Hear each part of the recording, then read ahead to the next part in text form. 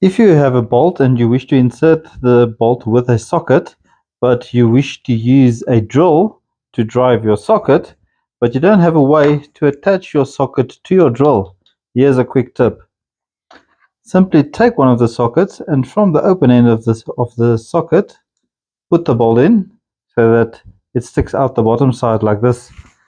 Then only take a nut, put the nut on the bolt like that, and then lightly tighten it with a wrench on the back side.